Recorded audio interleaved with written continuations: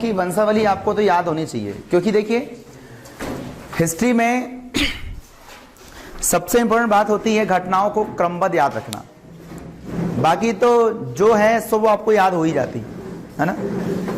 और बहुत सारी चीजें क्या होती हैं, अगर बाई चांस वहां जाकर आपको याद नहीं भी आता है, अगर तुमको उसका क्या बताइए क्रोनोलॉजी याद है, पूरी आपकी पूरा कालक्रम याद है उसका, तो आप थोड़ा गैस कर सकते हो कि यार इसके समय में ऐसा तो हुआ होगा, है ना। तो आपको जो डाटा होगा वो भी याद रखना है, और साथ ही साथ उस समय जो कंडीशंस रही हैं वो भी आपको याद रखना है। रीजन क्यों, दोनों जब आप एक साथ पढ़ोगे ना, तो बाई चांस अगर भूल भी गए तो तुक्का ही मारोगे तो एक सही तुक्का लग जाएगा कि नहीं इस समय ऐसा हुआ था। ठीक है, देखिए मुगल काल की शुरुआत कैसे मानते हैं। ठीक है, तो मुगल काल में हम बात करते हैं तो बाबर से इसकी शुरुआत मानी जाती है। और आपको लास्ट टाइम बताया गया था कि दिल्ली सल्तनत में लोधी वंश राज कर रहा था, जिसका अंतिम शासक कौन था, इब्राहिम लोधी। तो इब्राहिम लोधी के स्वयं चाचा आलम खां और वहां का क्या बताइए दौलत खां शासक पंजाब का, ये दोनों ही इससे बहुत ईर्ष्या करते थे। वो नहीं चाहते थे कि राजा बने। यही कारण हुआ उसने कि वो तो इसको हरा नहीं सकते थे इब्राहिम लोधी को, तो उन्होंने क्या किया, उन्होंने बाबर को बुलाया, बाबर को इनवाइट किया भारत पर आक्रमण करने के लिए, और फाइनली बाबर आया। ठीक है, इस प्रकार आप देखेंगे तो बाबर के साथ जब इब्राहिम लोधी का युद्ध हुआ तो उस युद्ध में एक तरफा कौन जीत गया, बाबर जीत गया। और जीतने के बाद ही हमारे देश में मुगल एम्पायर की शुरुआत हो गई। और जो वो लोग आए तो आप जानते हैं 1857 की क्रांति तक नहीं गए। ठीक है, मतलब उनका शासन 1857 की क्रांति तक बना रहा, इतना बड़ा एम्पायर। ठीक है, तो हम देखेंगे तो मुगल काल में खास तौर पे शुरुआत हम बाबर से करेंगे, और एग्जाम में जो जो क्वेश्चन इससे बनते हैं वो आपको कवर कराया जाएगा। जैसे बाबर ने, जो कि आप जानते हैं तुर्की भाषा जानता था। ठीक है, कहां का रहने वाला था, तो आप जानते हैं अफगानिस्तान क्षेत्र। क्या था, अफगानिस्तान क्षेत्र। ठीक है ना, ठीक है। जो देखेंगे वहां पर एक प्रांत था, उसका नाम था परगना प्रांत। क्या था, परगना प्रांत। ठीक है, यहीं पर इसका जन्म हुआ था, कब, 1483 में। ठीक, तो आप देखेंगे परगना प्रांत में बाबर का जन्म हुआ। अब ये भारत पर इसने जब आक्रमण किया तो डेट याद रखना है आपका, बहुत इंपॉर्टेंट युद्ध है, ऐसे वाले एग्जाम में क्वेश्चन आते हैं। 21 अप्रैल 1526 ये जाना जाता क्या, पानीपत का प्रथम युद्ध। ठीक है, पानीपत का क्या, प्रथम युद्ध, जो किसके बीच हुआ था, बाबर और इब्राहिम लोधी के बीच हुआ था। ठीक है, इस युद्ध में इब्राहिम लोधी हार गया था और दिल्ली सल्तनत का अंत हो गया था, और यहीं से मुगल काल की शुरुआत हो जाती है। ठीक है, बाबर की कुछ बेसिकली क्वेश्चन आते हैं, जैसे बाबर ने तुर्की भाषा में अपनी एक आत्मकथा लिखी, बाबरनामा, जैसे तुजुक के बाबरी के नाम से भी जाना जाता है। और साथ ही साथ पेपर में कई बार यहां से क्वेश्चन बन जाता है कि जो बाबर था उसकी आत्मकथा किस लैंग्वेज में थी, तो तुर्की में थी। लेकिन बाद में जाकर जब अकबर ने अनुवाद विभाग की स्थापना की थी, क्यों कराई थी, क्योंकि वो फारसी के अलावा कुछ भी नहीं जानता था, है ना। और उसने महाभारत का तक फारसी में अनुवाद करवाया था रज्मनामा नाम से, है ना। तो इसने क्या हुआ, ये जो तुर्की भाषा में आत्मकथा लिखी थी बाबर की, तुजु के बाबरी या बाबरनामा, इसको फारसी में ट्रांसलेट कराया था।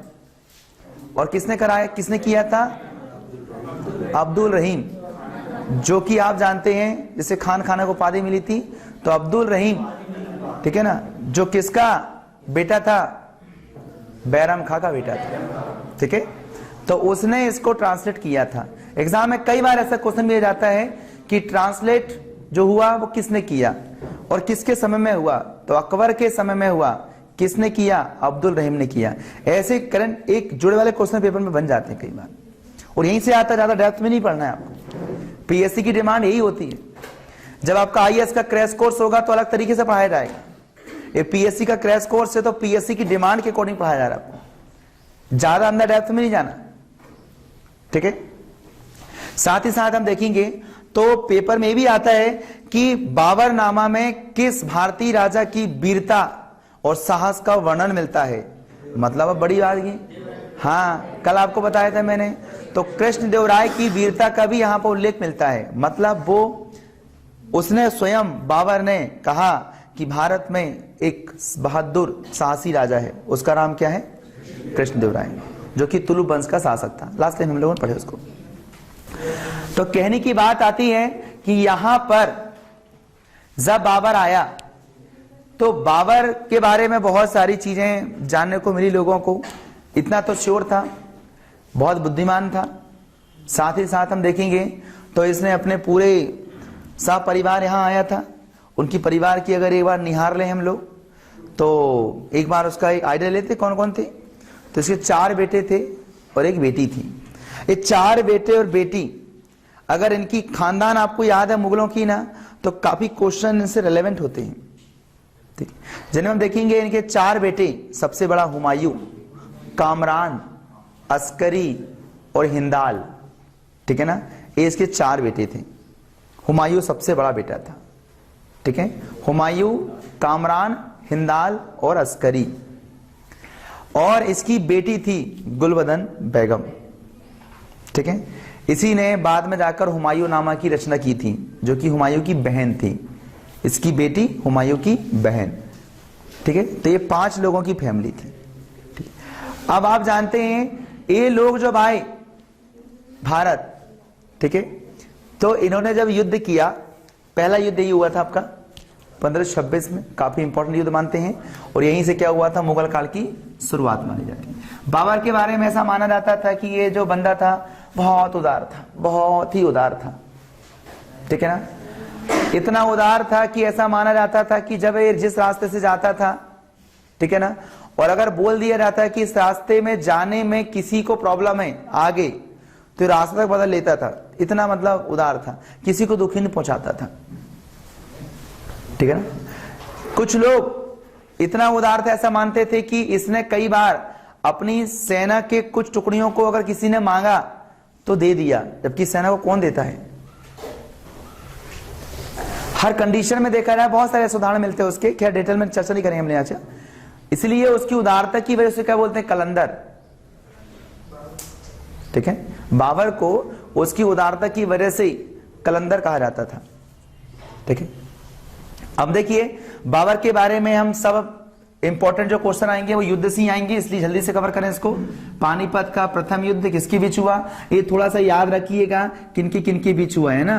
तो आपने देखा यहाँ पर बाबर एवं क्या हुआ, यहाँ पर इब्राहिम लोदी के बीच हुआ, ठीक है। दूसरा हम देखेंगे यहाँ पर खानवा का युद्ध हुआ, ठीक है ना। तो सेकेंड जो युद्ध हुआ वो क्या हुआ, खानवा का युद्ध हुआ।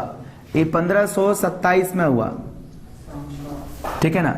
ये क्या हुआ हम देखेंगे, बाबर एवं क्या हुआ, संग्राम सिंह के बीच इसे युद्ध माना जाता है। इसी संग्राम सिंह को राणा सांगा के नाम से जानते हैं, ये ध्यान रखना। तीसरा युद्ध जो है चंदेरी का युद्ध है, ठीक है। अगर हम चंदेरी की बात करते हैं, इसका युद्ध 1528 में हुआ। चंदेरी जो आप जानते हैं मध्य प्रदेश में साड़ी के लिए प्रसिद्ध है, अशोकनगर जिले से रिलेवेट होती है, संबंधित है। और यही चंदेरी के किले को राजा कीर्तिपाल ने बनाया था। और इसी चंदेरी के किले पर जब बाबर राज्य करता था, उस समय यहाँ पर मेदिनी राय राज्य करता था, मेदिनी राय। तो सीधी सी बात, युद्ध किसके बीच होगा, बाबर एवं, हाँ एक क्वेश्चन थोड़े से एग्जाम में आते हैं, बस आप हल्का हल्का पढ़ लीजिए, काम बन जाएगा आपका, परेशान होने की बात नहीं है। मेदिनी राय, हमेशा इसमें जीता बाबर ही है ना, तो ये समझाने वाली बात ही नहीं है, ठीक है। आगे हम देखेंगे यहां पर तो क्या आएगा, यहां पर घाघरा का युद्ध। देखिए ये जो इब्राहिम लोदी था ना, ये अफगानी था, जानते हो ये क्या था, अफगानी था।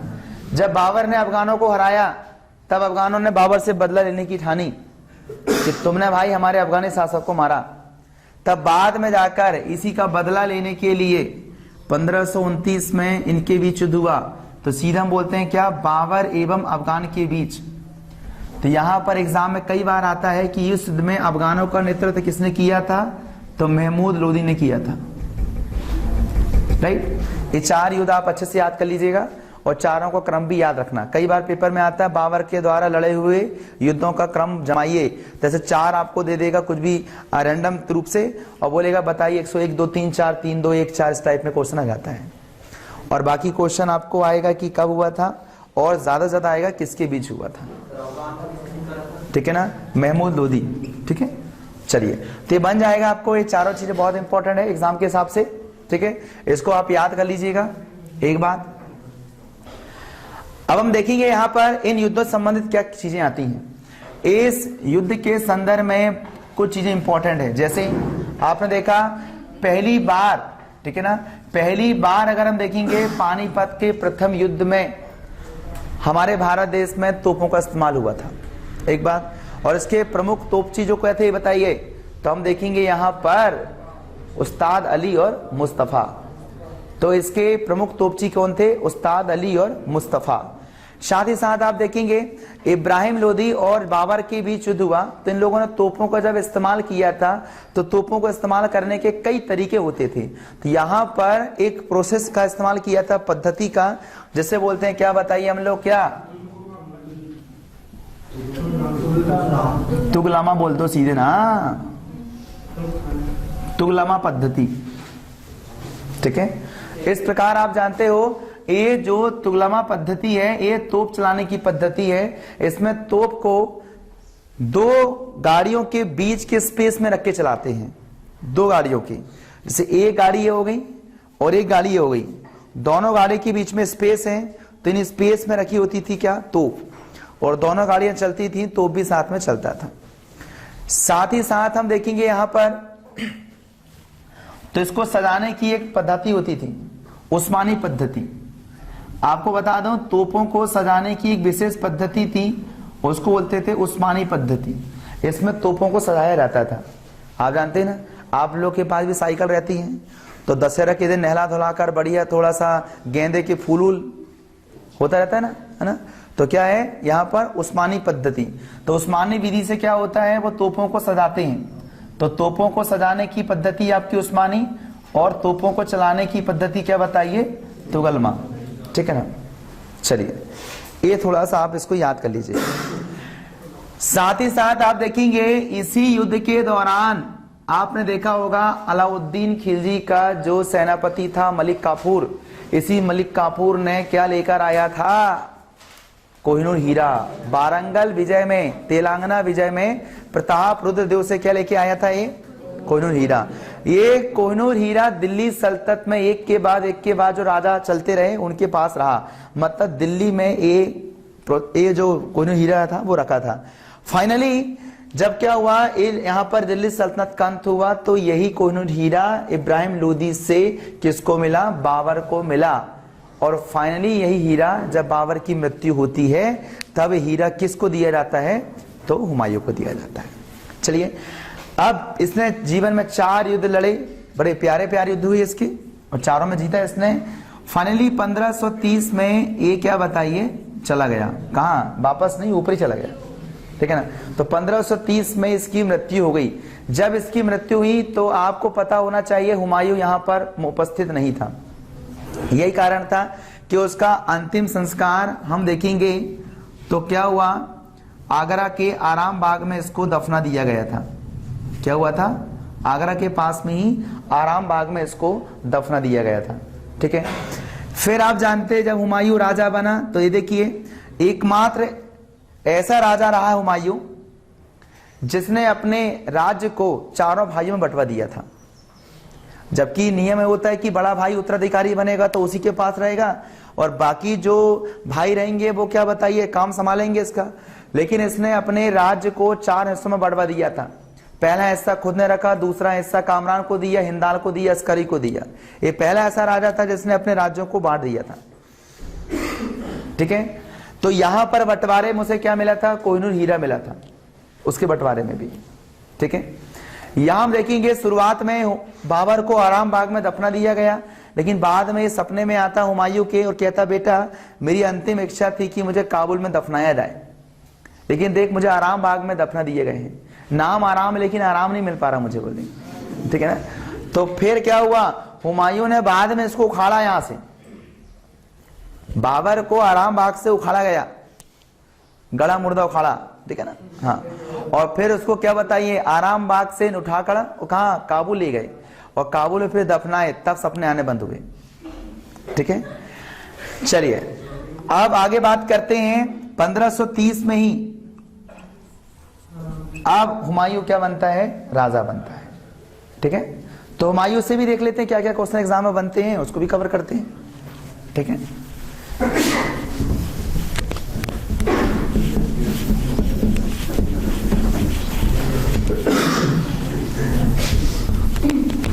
ठीक है,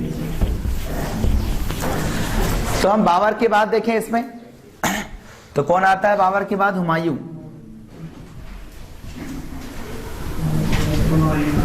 ठीक है, अब देखिए हुमायूं 1530 में राजगद्दी पर बैठता है, और अब ये व्यक्ति 1533 में एक नया शहर बसाता है अलग। उस शहर का नाम क्या है? दीन पनाह। 1533 में एक नगर बसाता है, उसका नाम है क्या? दीन पनाह। इसी दीन पनाह नगर में उसने एक पुस्तकालय का निर्माण कराया था। और आपको बता दूं, पूरे मुगल काल में अगर सबसे ज्यादा पढ़ा लिखा कोई व्यक्ति था तो वो हुमायूं था, और पढ़ने का भारी शौकीन, और साथ में क्या पढ़ता था पता? ज्योतिष। ये ज्योतिष का बहुत बड़ा ज्ञाता था, इसलिए हर दिन अलग अलग कपड़े पहनता था, रंग अलग अलग रंग के कपड़े पहनता था सेटिंग के हिसाब से, कि आज कौन सा रंग है, आज कौन सा शुभ रंग है। ठीक है ना, समझ रहे? तो आप देखेंगे यहां पर दीन पनाह नगर बसाया, वहीं पर उसने पुस्तकालय बनाया, और काफी पढ़ता था, पढ़ने का बहुत ज्यादा शौकीन था ये बंदा। ठीक है, देखिए इसके बाद इसके राज पर नजर शेर शाह सूरी की पड़ गई, और पहले ही पड़ चुकी थी, बस इंतजार कर रहा था इन चीजों का। ऐसा माना जाता है कि शेर शाह सूरी, ठीक है, जिसका बचपन का नाम क्या था? फरीद। ठीक है, आपको पता होना चाहिए वह जो था शुरुआत में जन्म भले उसका होशियारपुर में हुआ।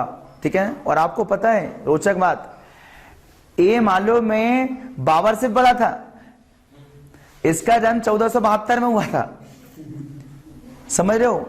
मतलब 11 साल बाबर से बड़ा था, और ऐसा माना जाता कि बाबर की सेना में भी भर्ती हुआ था शुरुआत में। फिर उसे कुछ ज्यादा नहीं मिला, तब आप जानते कहां पहुंच गया शेर शाह सूरी? कहां पहुंच गया? तो बिहार में, ठीक है ना, एक सूबेदार था, उसका नाम था बहार खां लोहानी। तो बहार खां लोहानी के यहां पर क्या करता था? ये रक्षक का काम करता था, इसका अंगरक्षक था, बॉडीगार्ड। तो बहार खां लोहानी एक बार क्या कर रहा था? आखिर करने गया, जंगल में यात्रा करने गया, और उस दौरान सामने शेर आ गया। बहार खां लोहानी तो होगा पसीना पसीना बेचारा, इतना बड़ा शेर देखा उसने। तब क्या हुआ? इसने उस शेर को खेलते खेलते मार डाला। किसने? शेर शाह सूरी ने। उसी का नाम पड़ा था वहां से शेर खां। क्या नाम पड़ा था? शेर खां। तो बहार खां लोहानी ने उसको शेर खां कहा, शेर को ही खा गया बोले। ठीक है, बाद में जब बहार खां लोहानी की मृत्यु हुई, तब इसकी पत्नी थी दद्दू बेगम। तो इसको लगा दद्दू बेगम से विवाह करने में फायदा है, क्योंकि जो दद्दू बेगम का वो अपना भी रहेगा। तो क्या हुआ? इसने दद्दू बेगम से विवाह कर लिया, और पूरा बहार खां लोहानी का राज इसके पास आ गया। हाँ, अब जमा थोड़ा सा सिस्टम जम गया, और उसके बाद फिर सेना बड़ी की। और वो जानता था कि बाबर जो है, बाबर जब तक जिंदा रहेगा तब तक इसको हराना बहुत मुश्किल है, रियली बहुत मुश्किल था। लेकिन बोले जब मैं मर जाएगा तब मैं देखूंगा, और हुआ ही। बाद में जाकर इसने अपनी पूरी सेना संगठित की, और इसकी नजर पड़ गई किस पर? हुमायूं पर। ठीक है ना, जब तक हुमायूं को भगाए नहीं तब तक इसका मन शांत नहीं हुआ। ठीक है, देखिए इन दोनों के बीच दो युद्ध होते हैं, दोनों युद्ध बड़े इंपॉर्टेंट एग्जाम के हिसाब से, 1539 वाला और 1540 वाला। और किसके बीच होता है? तो शेर शाह सूरी के बीच ही होता है। इस प्रकार आप देखेंगे तो 1539 का जो युद्ध है वो चौसा का युद्ध है। काफी इंपॉर्टेंट एग्जाम के हिसाब से इसको याद कर लीजिएगा, ठीक है। तो 1539 में चौसा का युद्ध हुआ, किसके बीच? हुमायूं एवं शेर शाह सूरी के बीच, ठीक है। तो हुमायूं एवं शेर शाह सूरी के बीच 1539 का युद्ध है, जो चौसा का युद्ध है, ठीक है। इस युद्ध में हम देखेंगे तो हुमायूं पराजित हो गया, और हुमायूं जब पराजित हुआ तो हुमायूं अपनी जान बचाने के लिए भागा। और हुआ क्या, इसको पता था कि पीछे शेर शाह सूरी, सामने गंगा नदी। अब शेर शाह सूरी से मरो या गंगा नदी में कूद के मरो, बात एक ही है। सुन रखा था गंगा नदी में कूदने से ध्यान रखना, अगर मरूंगा तो मेरा उद्धार हो जाएगा, क्योंकि सब लोग अस्थियां विसर्जित नहीं करते हैं। अपनी बिना अस्थि अपन पूरे की पूरे विसर्जित हो रहे हैं बोले यहाँ पर, है ना। तो इसको लगा चलो गंगा ही में कूदते हैं। गंगा में कूद गया, और आप जानते हो क्या, बताइए, इसको तैरते नहीं आता था। और ये बात कौन? शेर शाह सूरी जानता था, ठीक है ना, क्योंकि बाबर ने अपने राजमहल में स्विमिंग पूल नहीं बनवाया, तो ये लोग सीख नहीं पाए कभी तैरना। अब नदी तो नहाने से रहे ये लोग, यही गड़बड़ हुआ इनके साथ। और उस समय कहाँ कुप्पी रही हो कि कुप्पी बांध के तैर लेगा। इस प्रकार आप देखेंगे बंदा क्या बताइए कूद गया आनन फानन में, ठीक है।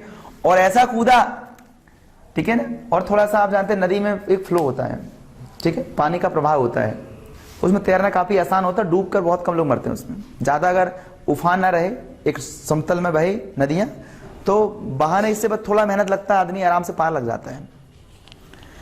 लेकिन हुआ ये बेचारा जितना भी तैरा घबराने के मारे तैरते भी नहीं है, ये तैरते रहा, इतना सिर उसका देखते रहा, गुप गुप होते रहा बेचारा।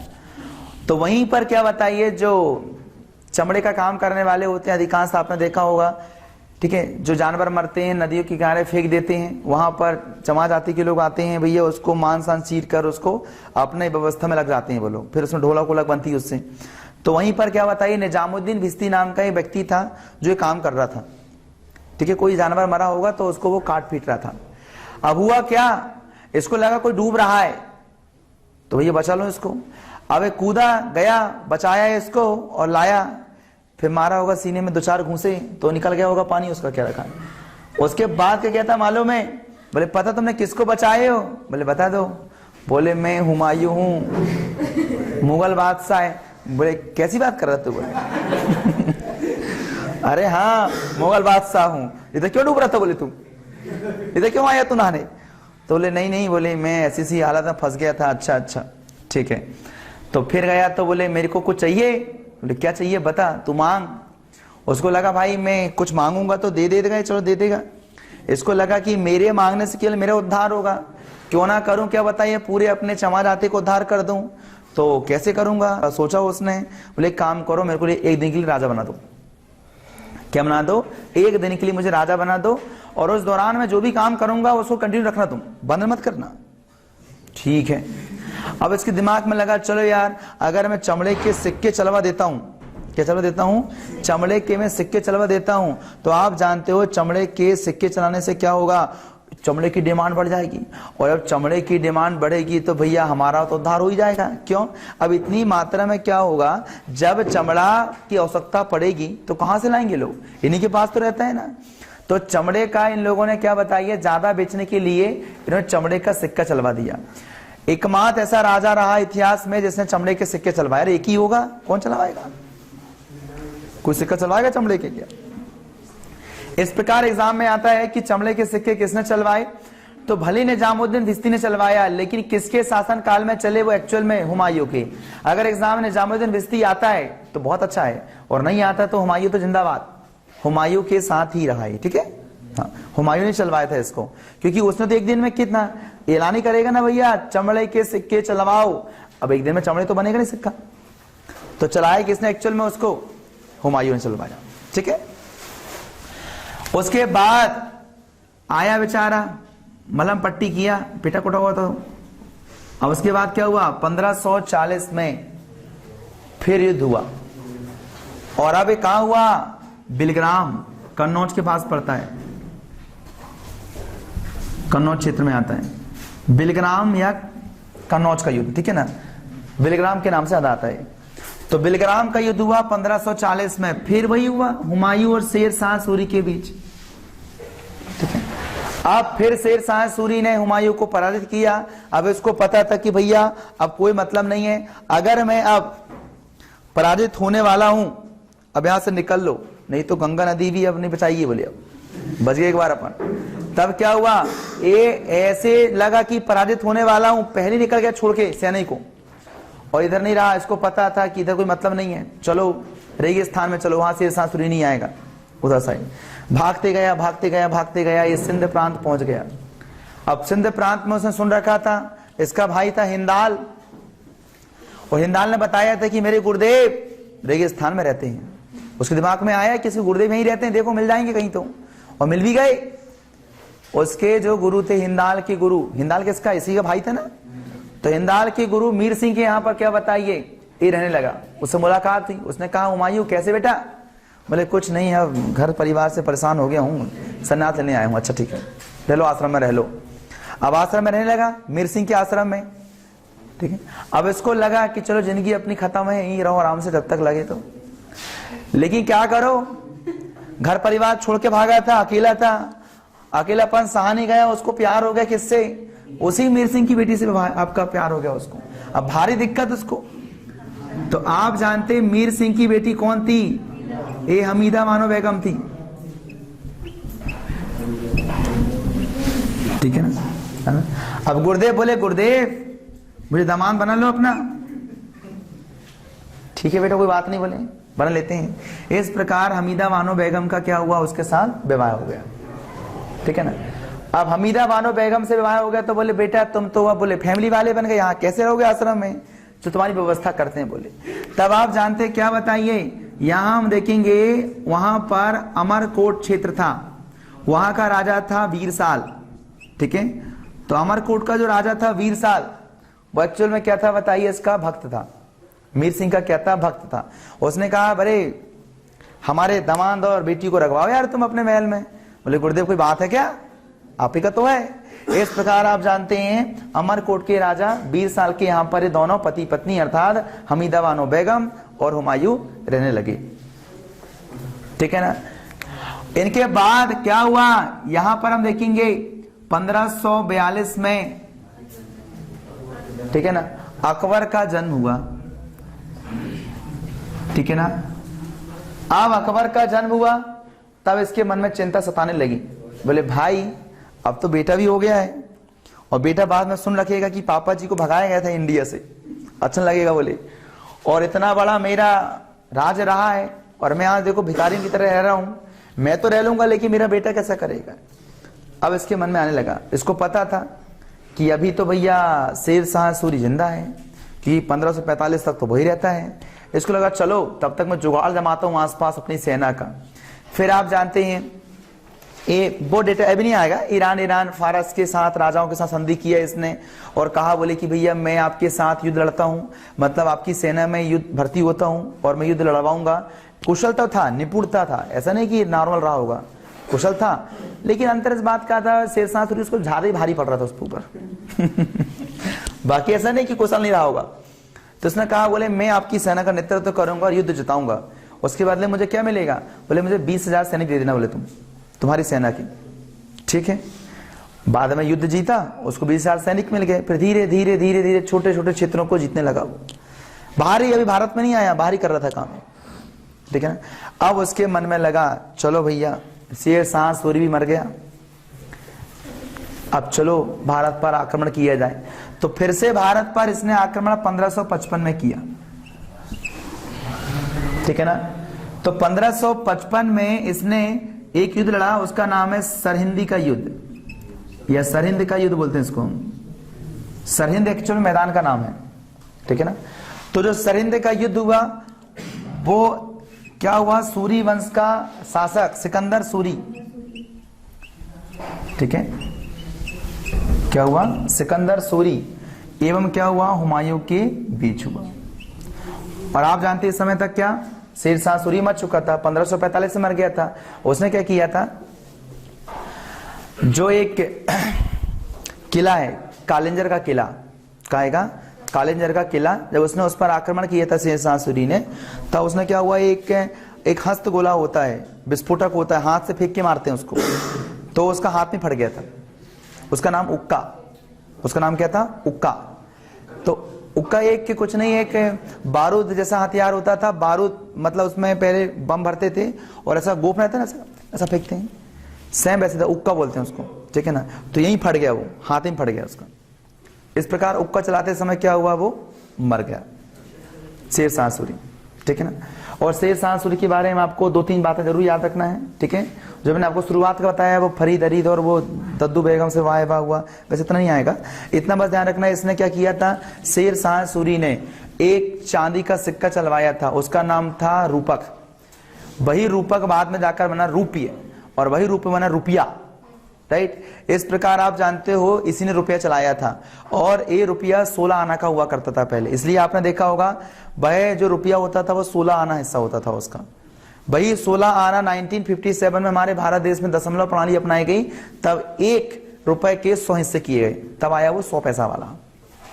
नहीं तो 1957 के पहले तक 1 रुपए मतलब 16 आना होता था, ठीक है। हाँ, तो यहां पर हम बात करते हैं 1555 में यहां पर युद्ध हुआ, सरहिंद का युद्ध हुआ, शेरशाह आपका सिकंदर सूरी और हुमायूं के बीच, जिसमें हुमायूं क्या बताइए, जीत गया, ठीक है। इस युद्ध में बैरम खान ने अपनी वीरता का बहुत ही ज्यादा कहा जाए प्रदर्शन किया, बड़ा प्रसन्न हुआ हुमायूं बैरम खान से, ठीक है। और इस प्रकार आप देखेंगे तो फिर से दोबारा हुमायूं का भारत में कब्जा हो गया, ठीक है। और ज्यादा दिन तक नहीं रह पाया, ठीक है। अब काफी बेचारा बहुत दिन से उन्हें ज्योतिष की पुस्तक नहीं पढ़ पाया था कि रेगिस्तान में रहता था, कहाँ पुस्तक काफी सब छोड़ के यहाँ चला गया था, कोई बैग लेके नहीं गया था। तो यहाँ पर अब उसको लगा चलो यार अब पढ़ लेता हूँ, ठीक है ना। तो आप जानते हैं पुस्तकालय की सीढ़ी से चढ़ता था, ऊपर पढ़ता था, फिर आता था। हो सके उसका मन ही लग गया होगा, ज्यादा पढ़ लिया होगा, आंख में अंधियारी आई और नीचे उतर रहा था, वो आराम से फिसल गया। ऐसा लुढ़कते लुढ़कते नीचे आया, ऑन द स्पॉट डेथ, कोई एम्बुलेंस कोई कुछ व्यवस्था नहीं थी उसमें, मर गया बेचारा, क्या देखो। तो ऐसा मानते हैं यहाँ पर एक शख्स है, उसका नाम है लैनपूल। लैनपूल को तो बोल नहीं रहा था, अच्छा मरा बोले तो उसने बोल दिया इसको, क्या बोले, ये ऐसा राजा रहा जीवन भर लड़खड़ाता रहा। सही बात है यार, देखो ना उसकी जिंदगी देखो, इधर कहीं इधर इधर दर दर छोड़ के करता, जीवन भर लड़खड़ाता रहा और लड़खाते लड़खाते मर गया, ठीक है। इस प्रकार आप देखेंगे यहाँ पर तो इसकी मृत्यु जब हुई, किसकी, हुमायूं की, ठीक है। याद रखना है इसका जो कार्यकाल रहा वो 2 सेशन में रहा बेटा, पेपर में आता है।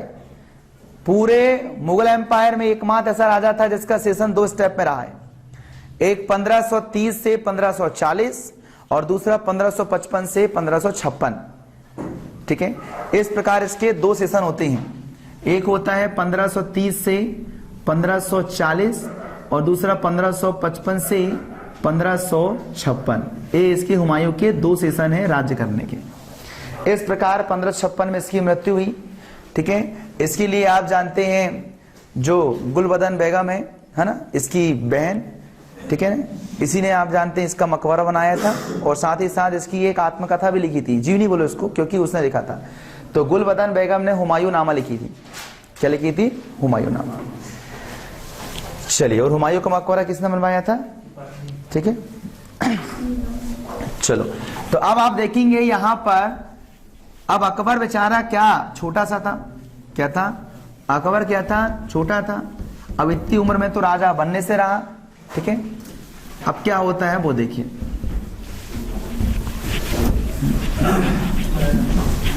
ठीक है। हुमायूं के बाद आप इसको अकबर को जरूर याद करिएगा, ठीक है। अब देखिए अकबर की बात करें तो इसका राजअभिषेक 1556 में हो गया, ठीक है ना। और आप जानते हैं इसको पूर्ण रूप से राजा नहीं बनाया गया, इसके 2 संरक्षक बने। एक बना सामाजिक संरक्षक, अर्थात जिसको घर परिवार में देखरेख करना हो उसकी, वो बनी कौन बताइए, धाय माँ, ठीक है। तो धाय माँ उसका पालन पोषण करती थी, उसका नाम था महामनगा। और उसका जो राजनीतिक संरक्षक था, ठीक है, राजनीतिक संरक्षक का मतलब है कि पूरा वही संभालता था, वो कौन था, बैरम खां, ठीक है। इस प्रकार आप देखोगे तो इसका संरक्षक कौन था? राजनीतिक संरक्षक बैरम खां। इसका मतलब पूरा जो प्रशासन करता था, पूरी पॉलिसी बनाता था कौन? बैरम खां। पूर्ण रूप से उसका प्रत्यक्ष नियंत्रण था। ठीक है, अब यहां पर बात करेंगे तो 1556 से 1500 अगर हम बोलेंगे 60 तक ये किसके प्रभाव में रहा? ये रहा बैरम खां के प्रभाव में। और 1560 से 1562 तक रहा मुख्य रूप से महाम अनगा के प्रभाव में। ठीक है, देखिए यहां पर ऐसा माना जाता है कि 1556-60 में जितने भी युद्ध लड़ता था बैरम खां स्वयं जाता था, वही लड़ता था, छोटा था। ठीक है ना, आप जानते हो 1542 में जन्म हुआ, 56-14 साल का तो है वो। ठीक है ना, तो इसी के समय में आप जानते हैं पानीपत का द्वितीय युद्ध हुआ था।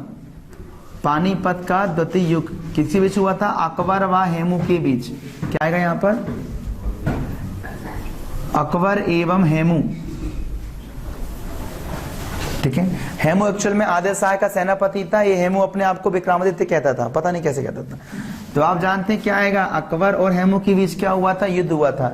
हेमू इस युद्ध में क्या बताइए? मारा गया था। इसके आंख में तीर लग गई थी, तीर लगने के बाद नीचे गिरा, इसके हाथ इसको खून के मार डाला। ठीक है, तो आप जानते हैं पानीपत का युद्ध क्या हुआ था? 1556 में, राइट, 1556 में हुआ था युद्ध। ये युद्ध जरूर याद रखना बेटा, ऐसे क्वेश्चन आते रहते हैं एग्जाम में। तो अकबर और किसके बीच हुआ? हेमू के बीच हुआ।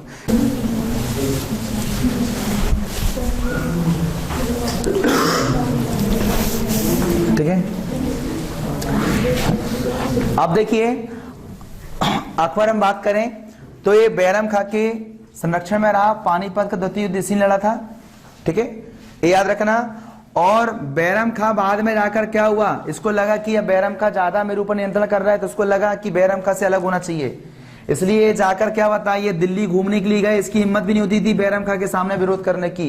ये क्या बताइए, दिल्ली पहुंचा और दिल्ली में कहा कि मैं राजा हूं। और बैरम खां उस समय नहीं था, और बैरम खां को संदेश भेज दिया कि बैरम खां तेरे पास दो ऑप्शन है, बोले मेरी अधीनता स्वीकार कर ले, मैं ही राजा बनूंगा, मैं ही काम करूंगा, एक ऑप्शन, नहीं तो दूसरा ऑप्शन होगा कि जा तू बुजुर्ग हो गया, तू हज यात्रा करने जा, क्या चाहिए तेरे को बता। तो उसने कहा बोले भाई मेरा मूड अभी काम नहीं कर रहा, मैं हज यात्रा करूंगा। तो आप जानते हैं हज यात्रा करने चला गया क्या? बैरम खां पूरा बुरे बिस्तर बांध के, और हज यात्रा कर रहा था। तो आप जानते हैं गुजरात क्षेत्र में यूसुफ पठान भाई थे, यूसुफ। आप जानते हैं बैरम खान ने इनके पिताजी को मारा था, तो इसको लगा चल बेटा बैरम खां अकेला आ रहा है। इस प्रकार आप जानते हैं यूसुफ भाइयों ने क्या किया? बैरम खां को अकेला देखा है हज यात्रा के दौरान ही और मार डाला। अब बेचारा पता चला अकबर को कि ये मर गया। अब इसकी जो पत्नी थी सलीमा बेगम, किसकी पत्नी? बैरम खां की, वो रोने लगी। इसका बेटा था अब्दुल रहीम। उसने कहा मत रोइए, मैं तो हूं, क्या बात कर रहा बोले तुम? बोले हाँ। तब उसने मालूम क्या किया? सलीमा बेगम से विवाह कर लिया। सोचो इतना पगला, समझ लो, बैरम खां की पत्नी सलीमा बेगम से विवाह कर लिया। उसने कहा अपना ये बेटा, अरे तुम्हारा नहीं, बोले अपना है। आप बोले तो क्या बताइए, अब्दुल रहीम को अपना बेटा मान लिया इसने, जबकि ये किसके बेटे थे? बैरम खां के। ऐसा खतरनाक आदमी था अकबर। ठीक है ना, तो इसका प्रभाव खत्म हो गया इसकी मृत्यु के बाद ही। अब रहा महामनगा। महामनगा चाहती थी कि हमेशा ही क्या बताइए लड़कों के साथ कम रहे, लड़कियों के साथ रहे, ताकि इसकी बुद्धि क्या बताइए थोड़ा सा राजनीति में लगी न रहे। तो दासियों के साथ रहता था, उन्हीं के साथ खेलता कूदता रहता था। तो इसको लगा भाई ये बहुत हो गई, बोले हमको राजनीति करना है, तो इसके प्रभाव को कैसे खत्म किया जाए। तब उसको लगा एक काम कर लो, दास प्रथा बंद कर दो। बोले ये दास दासियों को बंद करवाओ, ये रहेंगे नहीं इधर तो कहां मेरे दिमाग लगेगा बोले इनमें। तो आप जानते क्या किया? 1562 में इसने क्या किया? दास प्रथा बंद करवाई। बोले दासियों साथ नहीं खेलूंगा बोले हमने। ठीक है ना, इस प्रकार आप जानते हैं यहां पर से एक शासन का अंत माना जाता है, इसको बोलते हैं पेटीकोट शासन का अंत। ठीक है, तो महामनगा के प्रभाव के शासन को बोलते हैं पेटीकोट शासन। इसका क्या हो गया? अंत हो गया। अब उसके बाद धीरे धीरे अब इसमें सुधार आने लगा। ठीक है, अब यहां पर देखेंगे इसके कार्य 1563 में कौन सा कर खत्म किया? हाँ, तीर्थ यात्रा कर। 1564 में जजिया कर। ठीक है ना, अब आप जानते हैं ये बाद में जाकर क्या हुआ, इसने आक्रमण किया किस पर, भारमल पर। ये आमेर का राजा भारमल था और इसके बाद इनकी बीच में संधि हुई। इसी की बेटी कौन थी बताइए, हरकाबाई। इसी हरकाबाई का विवाह किससे हुआ फिर, अकबर से। और अकबर ने इसी हरकाबाई का नामकरण रखा था क्या, जोधा बेगम। एक्चुअल में जोधा बेगम यही है, ठीक है ना। तो हरकाबाई एक्चुअल में राजपूत रानी थी, ठीक है। लेकिन आप जानते हैं जब भी मुस्लिम शादी होती है तो उसका नामकरण फिर से किया जाता है, तो नाम क्या था, जोधा बेगम, ये वही है, ठीक है। इस प्रकार आप देखेंगे फिर इसका बेटा मान सिंह भी यहाँ आ गया, भारमल भी आ गए यहाँ पर, सॉरी क्या बोलते हैं, भगवान दास भी आ गए। इनकी पूरी खानदान किसके यहाँ पर आ गई, अकबर के यहाँ आ गई, ठीक है। तो अब आप देखोगे यहाँ पर, तो अब ये जोधा बेगम के प्रभाव में ज्यादा रहा। आपको पता होना चाहिए अकबर अनपढ़ था, क्योंकि इसके पिता का इतना ट्रांसफर हुआ, इसका एडमिशन नहीं हो पाया। सीधी सी बात देखो ना, कहां पढ़ पाएगा बेचारा, कभी अमरकोट में तो कभी नगर कोट में तो कभी इधर तो कभी इधर, ठीक है। तो अनपढ़ था। तो ये हरकाबाई समझाती जोधा बेगम की, देखो तुम राजा हो, अनपढ़ अच्छा लगता, बोले लाओ सिखा देते तुमको। तब आप जानते हैं इसको क्या, फारसी तो आती नहीं थी लेकिन सुनाती थी, बोले मैं तुमको कहानी सुनाती हूँ। तो महाभारत की कहानी सुनाती थी और उसने महाभारत में श्री कृष्ण के बारे में बताई थी। उन्होंने देखो श्री कृष्ण भगवान पर भी बहुत विपत्तियां आई, जैसे तुम्हारी विपत्ति चलती ना, कभी ये होता है, कभी ये होता है, कभी ये होता है। अच्छा, तो फिर कैसे उपाय करे कृष्ण भगवान ने, बोले उनका पिताजी ने तुलादान करवाए, बोले उनका क्या करवाए, तुलादान करवाए। तुलादान करवाने में बोले क्या होता है, पाप आप सब मिट जाते हैं, बोले मुसीबत आती जो टल जाती है। अच्छा, बोले मैं भी करवाऊंगा। तो एक साइड बैठता था कौन, अकबर, एक साइड रखते थे हीरे जवाहरात और खाने पीने के सामान, और क्या बताइए उतना वजन का फिर जो तोलता था वो बांट दिया था गरीबों में। तो तुलादान की परंपरा किसने शुरुआत की, तो अकबर में की। और ये परंपरा जो चलती गई सबने अपनाए। बाद में औरंगजेब को लगी गुस्सा, बोले पागल है कि फ्री फोकट में देंगे, बोले पर चल एक साइड बैठ जाओ, इतनी मेहनत से कमाओ, एक साइड देखी दे दो, वैसे बंद करो, बोले इसको। तब आप जानते हैं क्या हुआ था, तुलादान शुरू किसने करवाया था, तो अकबर ने। बंद किसने करवाया, औरंगजेब ने, ठीक है ना। साथ ही साथ आप देखेंगे तो इस अकबर ने एक और प्रथा लाई थी, झरोका दर्शन। झरोका दर्शन एक प्रकार का क्या था मालूम है, ये दो टाइप में होता है, ठीक है। खिड़कियां बनवाना, ताकि क्या राजमहल में आपको पता पहले खिड़कियां नहीं होती थी ज्यादा, ताकि दूर से, लेकिन बोलती है देखो हरकाबाई जोधा बेगम बोलती है देखो तुम दूर से आते हो, मेरे को दिखाई नहीं देते हो, तो एक काम करो ये कर दो। दूसरों ने कहा देखो तुम जब राजपाट में आते हैं, बैठते हो, मीटिंग करते हो आप उस समय, तब क्या बताइए मेरे को तुम दिखाई नहीं देते हो, तुम क्या बोलते हो समझ नहीं आता है, तो मैं भी मीटिंग में बैठूंगी। लेकिन आप जानते हैं महिलाओं को बैठना वर्जित था। तो एक काम करो, एक ऐसा पर्दा बनाओ जिसमें अंदर वालों को बाहर ना दिखे लेकिन बाहर वालों को अंदर दिख जाए, देखा ना। तो पर्दा लग गया ऐसा करके। अब महारानियां यहाँ बैठी हैं, तो महारानियां देख रही हैं सबको, लेकिन वो लोग नहीं देख पाएंगे महारानियों को। तो ऐसा क्या आया बताइए, झरोका दर्शन, ठीक है ना। तो आप जानते हैं झरोका दर्शन शुरू हो गया, तो शुरुआत किसने करवाया था, अकबर ने। बाद में जाकर आप जानते हैं इसकी बीवी बड़ी अच्छी थी, जोधा बेगम समझाती थी, और औरंगजेब की बीवी दुर्रानी बेगम बड़ी परेशान करती थी, बोले तुमने आज ये करे, तुमने करे, बहुत हो गई, बोले झरोका दर्शन बंद हो, और कोई नहीं बैठना मीटिंग में, बोले इधर आके खाते रहते दिमाग पर वेलो मेरा। तो आप जानते क्या हुआ, अकबर ने शुरुआत कराया झरोका दर्शन और औरंगजेब ने बंद करवा दिया उसको, ठीक है। साथ ही साथ आप देखेंगे ये बहुत मुश्किल से तो फारसी भाषा सीखा था, और इसे शुरुआत में फारसी भाषा किसने सिखाया था, अब्दुल रहीम खान ने सिखाया। बाद में इसको किसने सिखाया, तो अबुल फजल को बहुत मानता था। यही कारण था कि बाद में जाकर अबुल फजल के नेतृत्व में ही इसने अनुवाद विभाग की स्थापना की थी। और अनुवाद विभाग की स्थापना करने का उद्देश्य था कि अच्छे महत्वपूर्ण ग्रंथों को फारसी में ट्रांसलेट किया जाए, क्योंकि मेरे को फारसी अकेली तो बनती है। तब आप जानते हैं संस्कृत का भी फारसी में अनुवाद हुआ, तुर्की का भी फारसी में अनुवाद हुआ। तो अनुवाद विभाग की स्थापना की। अनुवाद विभाग की स्थापना करने के बाद क्या हुआ, किसका विभाग का मुखिया किसे बनाया गया, अबुल फजल को बनाया गया। फिर आपने जानते हैं महाभारत का भी इसमें ट्रांसलेट हुआ रजमनामा नाम से, ठीक है ना, बाबरनामा का भी हुआ, ठीक है। इस प्रकार आप देखेंगे अबुल फजल का यहाँ पर काफी अच्छा रोल था, ठीक है। और बीरबल तो इसका अंतरंग मित्र था, आप जानते हैं बीरबल को, ठीक है। फिर मुल्ला दो प्याजा, फिर मान सिंह, हकीम हुकाम, अब्दुल रहीम खान खाना, ठीक है ना, टोडरमल, तानसेन, ठीक है ना। आप जानते हैं तानसेन पहले हमारे यहाँ पर रीवा के नरेश राजा रामचंद्र के दरबार में रहता था, ठीक है ना। जब इस पर आक्रमण किया किसने, अकबर ने, तब इसी समय इसको मुलाकात हुई थी, तब इसको यहां से ले जाकर कहा, अकबर के यहाँ पर शिफ्ट किया गया था, ठीक है ना। तो आप जानते हैं इसका नाम क्या था, रामतनु पांडुरंग। तब इसका नाम चेंज किया था किसने, उसने, तानसेन। और उपाधि दी थी क्या, कंठाभरण वाणी विलास, उपाधि ध्यान रखना, क्या दिया था, कंठाभरण वाणी विलास उपाधि, ठीक है ना। पेपर में आता है कि तानसेन को कहां से लाया गया था, तो रीवा के नरेश, ठीक है, ध्यान रखना। और साथ ही साथ आपको पता होना चाहिए 1571 में इसने फतेहपुर सीकरी का निर्माण कराया था और अपना कैपिटल इसे बनाया था। और इसी फतेहपुर सीकरी में इसने गुजरात विजय के उपलक्ष्य में, जब गुजरात पर इसने आक्रमण किया तो ये ऐसा युद्ध था जो उसने खुद किया था, बड़ा खुश हुआ, बोले पहली बार जीता हूं, बोले मैं। उसकी खुशी में क्या करवाया उसने, फतेहपुर सीकरी में बुलंद दरवाजे का निर्माण कराया। एग्जाम में सीधे क्वेश्चन आता है कि किस विजय के उपलक्ष्य में इसने बुलंद दरवाजे का निर्माण कराया था, तो गुजरात विजय के उपलक्ष्य में। गुजरात विजय के दौरान ही पहली बार इसने समुद्र के दर्शन किए थे, समुद्र पहली बार देखा था, बहुत उछला था, बाप इतना पानी रहता, बोले मैं तो रेगिस्तान में पैदा हुआ था जहां पानी रहता नहीं था, वाह, ठीक है।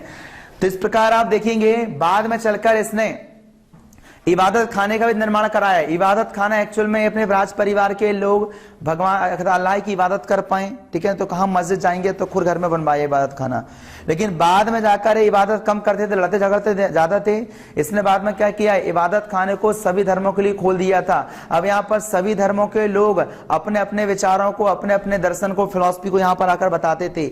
इसके यहाँ पर आप जानते हैं विजय सिंह सूरी जो कि एक जैन मुनि थे, इनको उन्होंने क्या किया था, जगत गुरु की उपाधि दी थी। तो ये जैन मुनियों का भी सम्मान करते थे।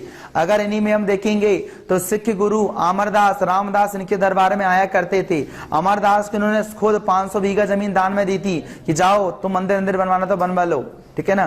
तो आप जानते हैं इस प्रकार हम देखेंगे अमरदास को वो 500 बीघा जमीन दान में दी गई थी, लेकिन रजिस्ट्री किसके नाम से हुई थी। और आपको बता दो रजिस्ट्री जो परंपरा आई इसको बोलते हैं काबुलियत प्रथा या पट्टा प्रथा, ये शेरशाह सूरी ने लाया था बेटा। किसने लाया था, शेरशाह सूरी। और शेरशाह सूरी के यहाँ बंदा रहता था राजा टोडरमल, इसी ने व्यवस्था लाया था। यही राजा टोडरमल एक्चुअल में इसका नवरत्न में शामिल हुआ था, इसी ने लाया था। फिर दहसाल बंदोबस्त, दहसाल बंदोबस्त लाने वाला टोडरमल पहले वो शेरशाह सूरी के यहाँ पर था, बाद में अकबर के यहाँ पर आया और अकबर ने इसको नवरत्नों में शामिल भी किया था। राजा टोडरमल जिसने दहसाल बंदोबस्त लाया था। बहुत अच्छा क्वेश्चन एग्जाम में बनता है, ठीक है। अब यहां पर आप जानते तो ध्यान रखना, अमरदास को इसने 500 बीघा जमीन दान में दी थी, लेकिन रजिस्ट्री किसके नाम से हुई थी, रामदास के नाम से हुई थी। यही आप जानते हो इसी जो मंदिर था या मतलब यहाँ जो इलाका था, यहाँ एक तालाब था जिसका नाम था शेरशाही तालाब। इसी तालाब के पास में अर्जुन सिंह ने बनवाया था, इसमें क्या बताइए, हरि साहिब मंदिर का निर्माण कराया था। इसी हरि साहिब मंदिर के ऊपर क्या बताइए, परत चढ़वाया था किसने, रणजीत सिंह ने चढ़वाया था। बाद में जाकर जाज यूली ने कहा था वाह गोल्ड टेम्पल, आज वो स्वर्ण मंदिर वो यही है एक्चुअल में, वो जमीन यही प्रदान में दिया था उसने, ठीक है। अब हम आगे बात करेंगे इसी में।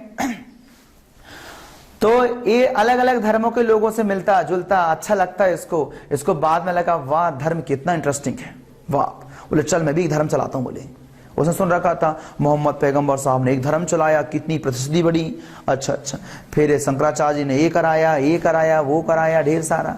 इसको लगा चलो अब मैं भी चलाता हूं। तब इसने क्या कराया, एक धर्म चलाया, दीन इलाही धर्म चलाया। क्या चलाया, दीन इलाही धर्म चलाया। और इसका पुरोहित किसे बनाया, अबुल फजल को बनाया। किसको बनाया पुरोहित, अबुल फजल को बनाया। और दीन इलाही धर्म को एक्सेप्ट करने वाला पहला शख्स कौन था, बीरबल, ठीक है ना। इस प्रकार इसने दीन इलाही धर्म चलाया और 1583 में इसी के नाम पर एक संवत चलाया, इलाही संवत। क्या चलाया, इलाही संवत। देखो बेटा ये संवत जरूर याद करना, पूरा कोड देखो, 58 ईस्वी पूर्व चला विक्रम संवत, 78 एडी में चला बताइए क्या आपका शक संवत, ठीक है। और आप जानते हैं 320 ईस्वी पूर्व चला क्या बताइए यहां पर, नहीं 320 एडी बोलो, क्या आया, गुप्त संवत, ठीक है। 622 बोलो हिजरी संवत, 1583 बोलो इलाही संवत।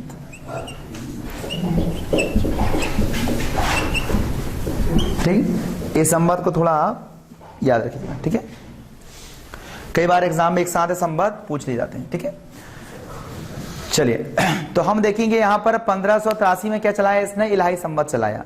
ठीक है, अब यहां देखेंगे इसका बेटा, आप जानते हैं पुत्र ने पुत्र नहीं हो पा रहे थे इसके, तब इसने क्या कहा, मालूम है पुत्र की कामना के लिए इस शेख सलीम चिश्ती की दरगाह में जाता था। ठीक है, जो अजमेर में था, शेख सलीम चिश्ती की यहां पर जाते थे, उन्हीं के आशीर्वाद से इनको एक पुत्र की प्राप्ति हुई थी, उसी का नाम रखे थे बेटा सलीम। वो सलीम यही था जो बाद में जाकर क्या बताइए जहांगीर के नाम से प्रसिद्ध हुआ, और बड़ा उत्पादी था ये बंदा, बहुत उत्पाद करता था। चलिए, और आप जानते हैं इसके ऊपर हरकत पर नजर किसने रखा था, तो अबुल फजल और अब्दुल रहीम खान खाना। अब्दुल रहीम खान खाना इसका शिक्षक था, इसको फांसी पढ़ाता था, किसको, सलीम को। तो अब्दुल रहीम खाना खाना इसको पटा लेता था क्योंकि ज्यादा बड़ा नहीं था वो, लेकिन अबुल फजल काफी सीनियर था, इसको बार बार टोकता था इसकी हरकतों से, इसलिए अबुल फजल कोई क्या बता, अबुल फजल इसके खटकता था। इसने बाद में तेरा गेम बजाता हूं बोले में, तब बाद में क्या किया, वीर सिंह बुंदेला से इसने बात की और सुपारी दिया उसको, बोले इसको टपकाना है।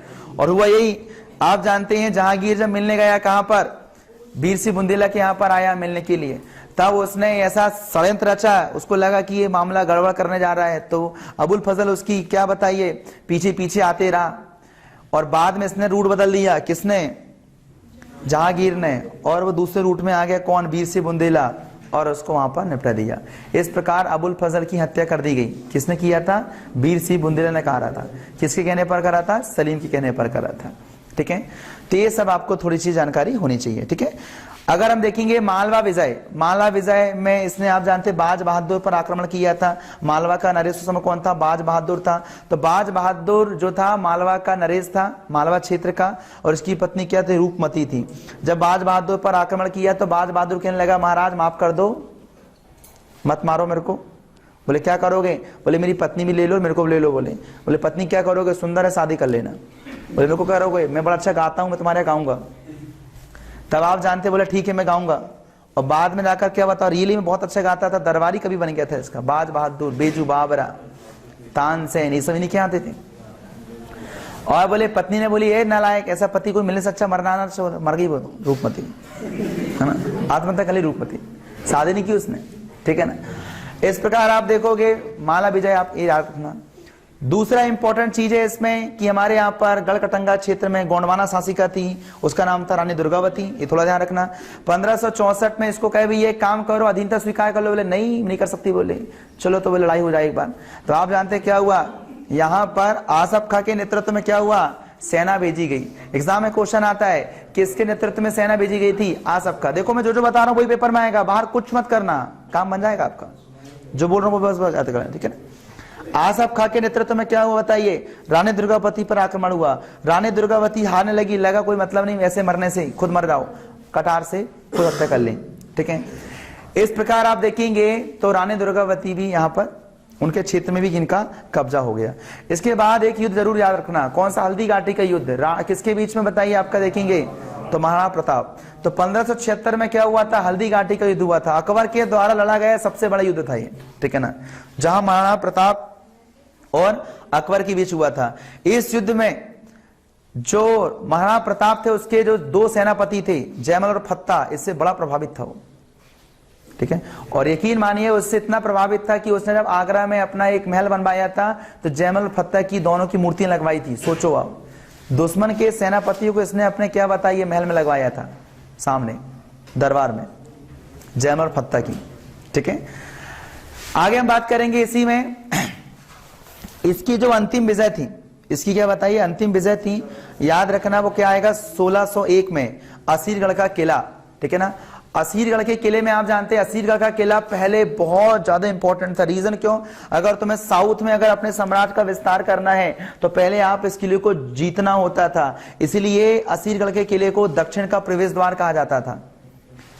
असीरगढ़ के किले को क्या बोलते थे, दक्षिण का प्रवेश द्वार। चूंकि तो मध्य प्रदेश पीएससी की स्पेशल तैयारी कर रहे हो, इसलिए याद रखना असीरगढ़ का किला कहां मिलेगा आपको, तो बुरहानपुर में मिलेगा। ठीक है ना, तो आप जानते हैं, हाँ, ताप्ती नदी वहां से जाती है। तो आप देखेंगे बुरहानपुर में ही असीरगढ़ का किला है, इसकी अंतिम विजय थी। एक काफी ऊंचाई पर किला है। अब आप जानते हैं ऊंचाई पर लड़ना बहुत मुश्किल होता है, क्योंकि तुम नीचे हो, वो ऊपर रहता है। और ये फारूकी वंश के राजा राज्य करते थे वहां पर। कौन सा वंश था? फारूकी वंश। और वो इतनी ज्यादा सुरक्षित स्थान था, इसको हराना बहुत मुश्किल था। तब बाद में क्या हुआ, उसने जहां पर लोगों को सूली में क्या बताइए डालते थे, एक वहां कुआं था, फारूकी वंश के राजाओं ने बनवाया था, उसमें सूली होती थी ऐसी पैनी पैनी पूरी नुकीली, और जिसको मारना होता था कुएं में फेंक देते थे, सूली में आकर छिद के मर जाता था वो।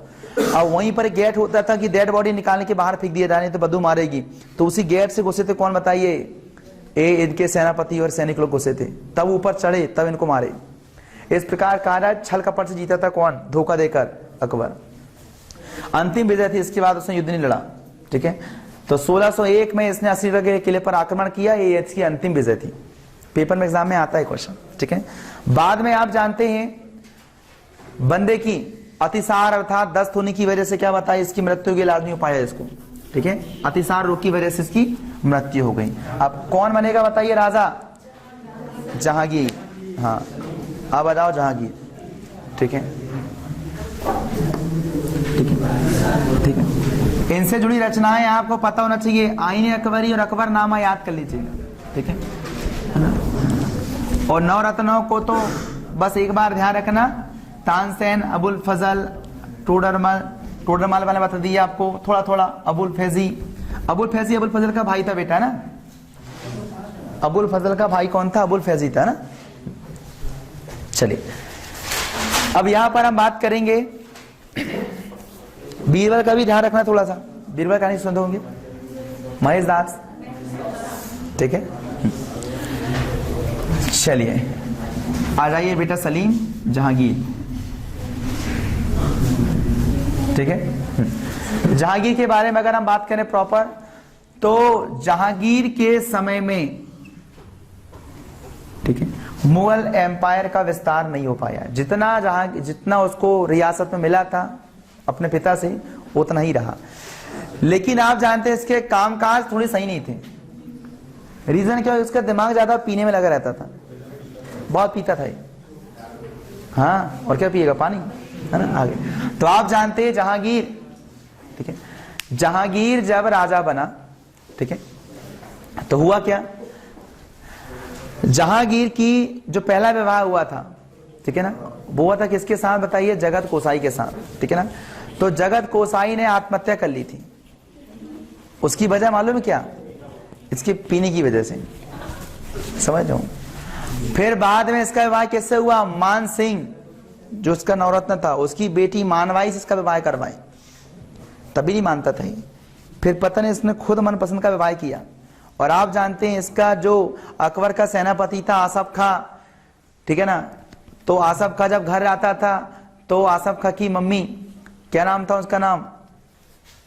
असमत बेगम। और असमत बेगम कहती थी कि देख तू चलाना, चक्कर चलाना मुगलों में, अपनी बेटी का विवाह हो जाएगा, बोले उसके साथ होता। तो मालूम है ऑलरेडी इसकी बहन थी कौन? मेहरुन्निसा। किसकी बहन थी? आसफ खां की बहन थी। क्या था? आसफ खां की ये बहन थी मेहरुन्निसा। और ये मानो आसफ खां ने जो प्लान बनाया, ये प्लान इतना सक्सेस हुआ कि 2 पीढ़ी तक आसफ खां का ही परिवार ऐसे शादी करता था। नहीं तो देखो, विश्वास नहीं तो आसफ खां की बहन सेटिंग जमाने के लिए क्या बताइए लोग आए नौरोज के त्योहार में, कहां पर? कहां आए? तो जहांगीर के यहां पर आई इस त्योहार में, ठीक है ना। तो मेहरुन्निसा आई। ऑलरेडी ध्यान रखना इसकी शादी हो चुकी थी अली कुली बेग से, और इसकी एक और बेटी भी थी, शादीशुदा थी, ठीक है ना। अली कुली बेग से इसका विवाह हो गया था मेहरुन्निसा का, और इसकी बेटी थी, उसका नाम था क्या? लाडी बेगम। क्या नाम था? लाडी बेगम। तो ऑलरेडी एक लड़की थी इसकी। फिर क्या बताइए, जहांगीर के यहां पर आई नवरोज त्योहार में, और जहांगीर पी के पड़ा था, और उसके सामने उसने सुंदरता से श्रृंगार की होगी, और सामने ऐसे दीपक जलाई। जहांगीर देखकर फ्लैट उसकी पूरी उतर गई एक बार में, है ना। और हुआ क्या बताइए, उसको लगा कि नहीं, अच्छी सुंदर कन्या, इसका विवाह करना चाहिए इससे, और बस ठान लिया। उसने देखा ये कौन है, पता किया तो बोले आसफ का की बहन है। तो आसफ का से तो बात करने की इच्छा नहीं होती थी, क्योंकि भैया सेनापति रहा है और काफी धाक थी। बोले चल इसकी मम्मी को मनाता हूँ। तब मैंने उससे की मम्मी के पास पहुंचा। मम्मी का नाम क्या था? असमत बेगम। और असमत बेगम अपने लिए जाने जाते मालूम है, एक गुलाब से इत्र बनाती थी।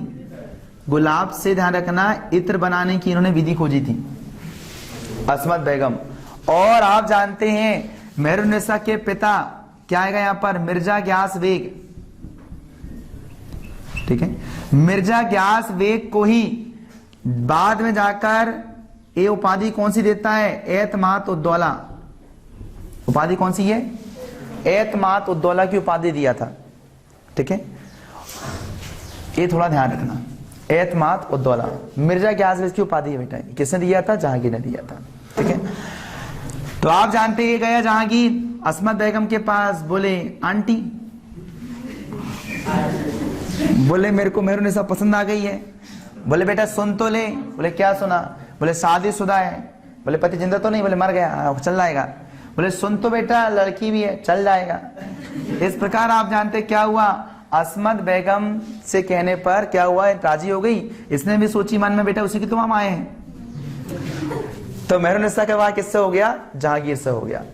यही बाद में जाकर क्या बताइए? नूरजहां के नाम से जानी जाती है। एग्जाम में याद रखना, बहुत इंपॉर्टेंट क्वेश्चन है। नूरजहां का नाम क्या था? मेहरुन्निसा। ठीक है ना। अब आप जानते हैं जहांगीर की अगर हम बात करें तो इसके बेटे खुर्रम खुसरो थे।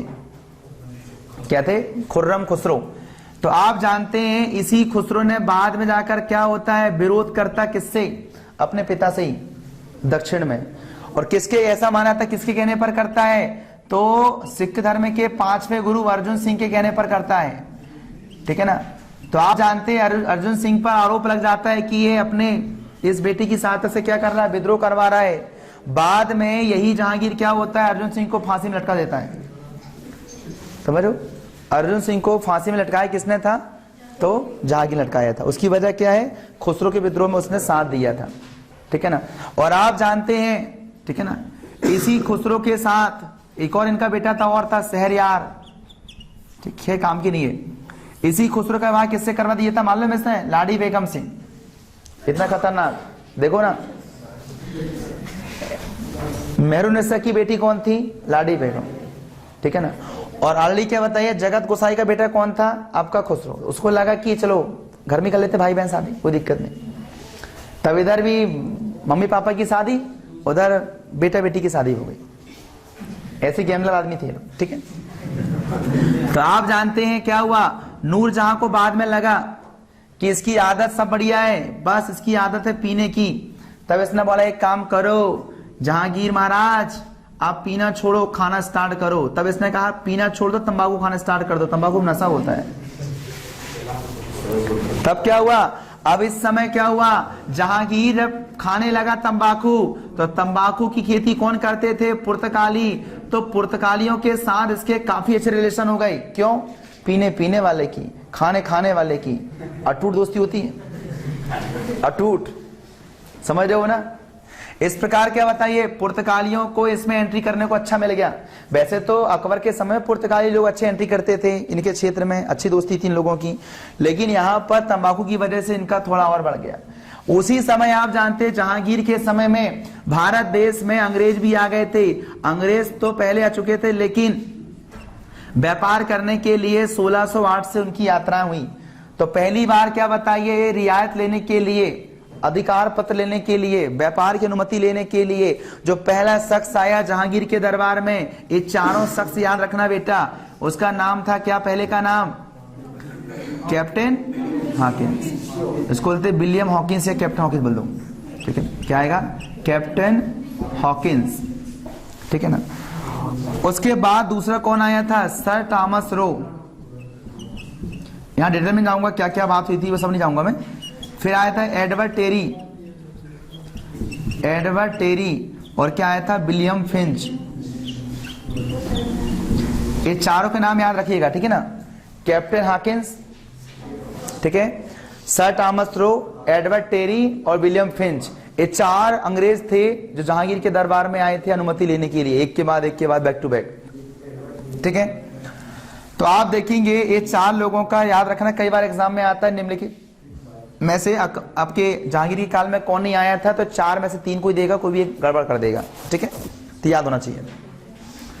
अब यहां पर जहांगीर का मूड लगने लगा मालूम है चित्रकारी में, और यकीन मानिए इसका मन इतना लगता था चित्रकारी में, दिन में बैठता था, रात रात बना लेता था चित्र, और इतना निपुण था चित्रकारी के मामले में कि ऐसा माना जाता था अगर एक किसी भी मूर्ति का या आपका कोई चित्र बनता था, अगर मान लीजिए एक इतना गर्दन किसी ने बनाया है, अगर 5 लोग मिलकर बनाते थे वो गर्दन, आंख की भौं अलग बनाया, किसी ने आंख अलग बनाया, आपकी नाक अलग बनाया, तो पहचान लेता था नाक किसने बनाया, भौं किसने बनाया, इतना ज्यादा निपुण था।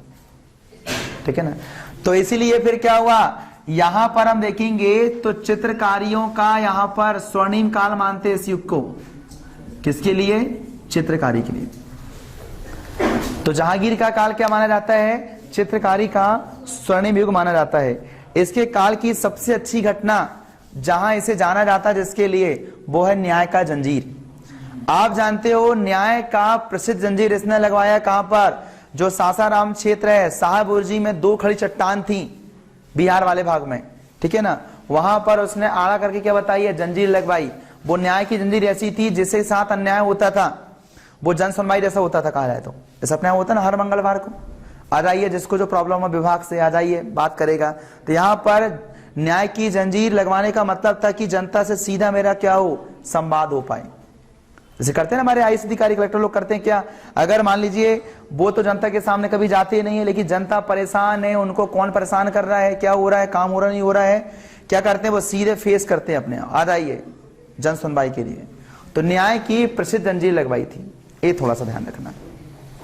बाकी जहांगीर से ज्यादा कोई क्वेश्चन एग्जाम में बनता नहीं है।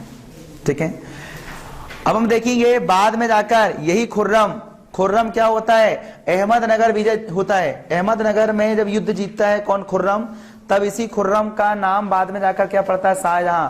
तो खुर्रम ही शाहजहां जाकर आगे बनता है। ठीक है ना, तो थोड़ा ध्यान रखना। पुर्तगालियों के साथ इनके अच्छे रिलेशन थे, किसके, जहांगीर के साथ। ठीक है,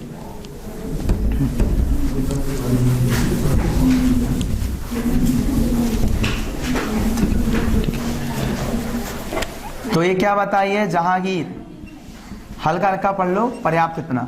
फिर आए क्या बताइए, खुर्रम का नाम क्या रहता है एक्चुअल में, शाहजहां। ठीक है, शाहजहां की भी अपनी फैमिली है, कैसी बताइए, इसके भी 4 बेटे थे। ठीक है, जिनमें औरंगजेब, दारा सिको, साथ ही साथ मुराद बख्श। ठीक है ना, और क्या था बताइए, फिर हम देखेंगे शाह सुजा। तो 4 बेटे थे, एक और बेटी थी जहां आरा, मतलब जैसे ध्यान रखना बाबर की फैमिली थी वैसे इसकी फैमिली आई, सेम डुप्लीकेट, 4+1। तो आप जानते क्या आया, शाहजहां में सबसे बुद्धिमान इसका बेटा कौन था, दारा सिको, और फारसी का बहुत बड़ा ज्ञाता था। इसीलिए आप जानते हैं जो गुरु योग वशिष्ठ है, ठीक है ना, जो क्या बताइए योग वशिष्ठ है, उसका क्या कराया था इसने, फारसी में ट्रांसलेट कराया था। ठीक है, किसने, दारा सिको ने। इसी का बेटा कौन था बताइए, औरंगजेब। तो देखिए शाहजहां के जीवन काल की महत्वपूर्ण घटना क्या है। सबसे पहले इसका शादी करवा देते हैं, पहले इसको आप देखो, याद करो, आसफ खां याद आया, आसफ खां की ही बेटी थी अर्जुमंद बानो बेगम, यही बाद में बनती मुमताज। समझ लो, देखो आसफ खां ने अपनी पूरी फैमिली को ला दिया यहाँ पर 2 पीढ़ी तक। तो आप जानते आसफ खां की ही बेटी थी अर्जुमंद बानो बेगम। एग्जाम में क्वेश्चन आते इनके नाम, हाँ सही रूप से, अर्जुमंद बानो बेगम। इसी का नाम क्या रहता, मुमताज, ये वही मुमताज है। ठीक है ना, हाँ ठीक है।